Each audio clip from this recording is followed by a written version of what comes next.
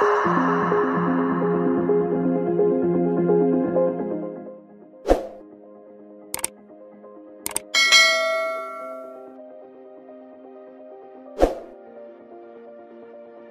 আমরা দেখব line segment টুলের কাজ।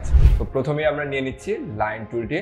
সেখান থেকে আমরা যে কোনো একটি ড্র্যাগ করলাম, সেখান থেকে আমরা বিভিন্ন রকমের লাইন আঁকতে পারবো। সো এখানে লাইন আঁকানোর সময় মূলত এখানে আমাদের স্ট্রোকে কালারটি থাকবে। অনেক সময় হতে পারে যে স্ট্রোক কিংবা ফিল দুটোতেই কালার ব্ল্যাঙ্ক হয়ে গেছে, সেক্ষেত্রে আপনি চাইলে আঁকতে পারবেন যে কোনো লাইন, কিন্তু আমরা সেটাকে দেখতে পারবো না। সো আমাদের কি অদৃশ্য কিছু লাইন আঁকানো হচ্ছে, কিন্তু আমরা মাউস কার্সর পয়েন্টারকে যখন ড্র্যাগ করতে থাকবো তখন দেখবো যে সেই লাইনগুলোকে আমরা হঠাৎ হঠাৎ দেখতে পাচ্ছি। সো আলটিমেটলি তাদের স্ট্রাকচার আমরা হয়তো দেখতে পাচ্ছি না বাস্তবে, কিন্তু তারা কিন্তু আসলে এক্সিস্ট করছে। সো আমাদেরকে তাদেরকে যদি দেখতে চাই, সেক্ষেত্রে আমরা কন্ট্রোল ওয়াই দিয়ে আমরা আউটলাইন মোডে যেতে পারবো। এরপর আমরা যে কোনো অদৃশ্য বা দৃশ্যমান শেপের স্ট্রাকচারকে আমরা দেখতে পারবো।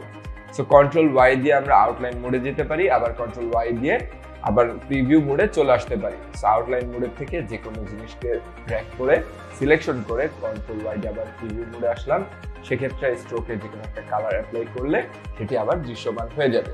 তো এভাবে করে আমরা চাইলে লাইন টুলকে ইউজ করতে পারি।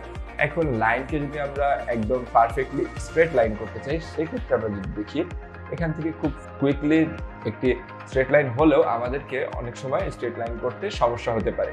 সেক্ষেত্রে শিফটটি হোল্ড করলে automatically 0 degree, 45 degree, 90 degree, ultimately 45 degree রেঞ্জে একটি ব্লকে আটকে থাকবে সেই লাইনটি। তো এভাবে করে আমরা যে কোনো একটি লাইন আঁকতে পারবো।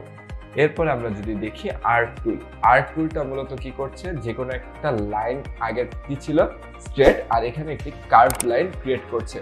তো কার্ভ লাইন আমরা ক্রিয়েট করতে পারবো। কন্ট্রোল এ দিয়ে সিলেক্ট অল করে সবাইকে আমরা ডিলিট করে দিলাম। এরপরে আমরা মেইন পেজের ভিতরে আর্ক টুলটির কাজ দেখছি। সেইভাবে আমরা একটি বাঁকা লাইন ক্রিয়েট করতে পারবো।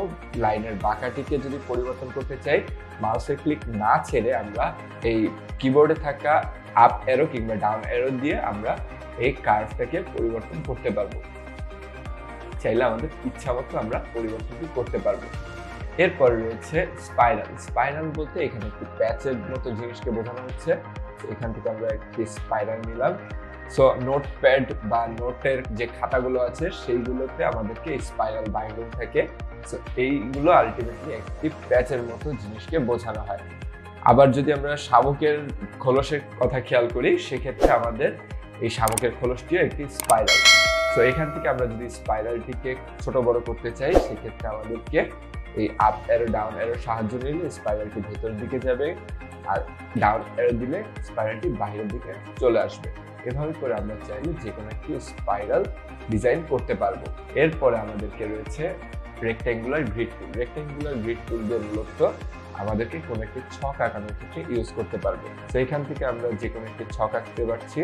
আপ অ্যারো দিয়ে আমাদের মূলত রো বাড়ছে, ডাউন অ্যারো দিয়ে রো কমছে, রাইট অ্যারো দিয়ে কলাম বাড়ছে, লেফট অ্যারো দিয়ে কলাম কমছে। এভাবে করে আমরা চাইলে খুব সহজে রো কলাম দাঁড়িয়ে আমাদের ছকটিকে পরিবর্তন করতে পারি। আবার যদি আমরা খেয়াল করি, এখানে আরেক ধরনের ছক রয়েছে। তো এখান থেকে আমরা সরিয়ে নিলাম।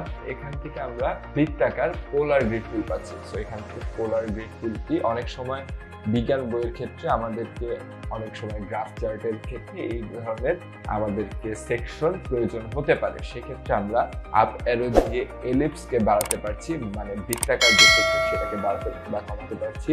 আর রাইট অ্যারো দিয়ে যে স্লাইস গুলো আছে সেই স্লাইস বা সেকশনকে বাড়াতে কিংবা কমাতে পারছি। এভাবে করে আমরা বাড়াতে কিংবা কমাতে পারলাম। এরপর আমরা চলে যাচ্ছি শেপ টুলে। তো শেপ টুলের ভেতরে রয়েছে আমাদের রেক্ট্যাঙ্গুলার টুল। নর্মালি আমরা যে কোনো একটা রেক্ট্যাঙ্গুলার টুল নিতে পারছি। আবার যদি রেক্ট্যাঙ্গুলারটাকে স্কোয়ার শেপ করতে চাই, সেক্ষেত্রে শিফট হোল্ড করলে একদম স্কোয়ার শেপ আমাদেরকে শো করবে। এরপরে আমাদের রয়েছে রাউন্ডেড রেক্ট্যাঙ্গুলার টুল। রাউন্ডেড রেক্ট্যাঙ্গুলার টুল দিয়ে আমরা মূলত কর্নার গুলোকে রাউন্ডেড করে দিতে পারবো। তো এখান থেকে কর্নার রাউন্ডেড একটি শেপ আমরা পেলাম। এরপর রয়েছে এলিপস শেপ। এলিপস টুলটা দিয়ে আমরা যে কোনো বৃত্ত আঁকতে পারবো। আবার যদি বৃত্তের রেডিয়াসটাকে আমরা সমান রাখতে চাই, সেক্ষেত্রে শিফটটা হোল্ড করলে একদম পারফেক্ট রেডিয়াসে বৃত্তটি আঁকানো যাবে। এরপর আমরা যদি এখান থেকে দেখি polygon polygonal shape. Polygonal shape টুলটাকে আমাদেরকে যে কোনো একটি বহুভুজ আঁকতে সাহায্য করবে। এখান থেকে আমরা যে কোনো একটি বহুভুজ আঁকলাম। এখন যদি আপনার মনে হয় যে আপনি বহুভুজের এই বাহু কিংবা কোণ বাড়াতে বা কমাতে চান, সেক্ষেত্রে আপনি আপ অ্যারো দিলে বাহু বাড়বে, ডাউন অ্যারো দিলে বাহু কমতে থাকবে। এভাবে করে চাইলে আমরা খুব সহজে বহুভুজটাকে পরিবর্তন করতে পারছি। এরপরে রয়েছে আমাদের স্টার টুল। স্টার টুলের ভিতরে আমরা মূলত স্টার আকৃতির একটি শেপ আঁকতে পারবো। শিফট প্রেস করলে স্টারটি একদম সোজা হয়ে থাকবে। আবার যদি স্টারের কর্নার বাড়াতে কিংবা কমাতে চাই, সেক্ষেত্রে আপ অ্যারো দিলে বাড়বে এবং ডাউন অ্যারো দিলে কমতে থাকবে।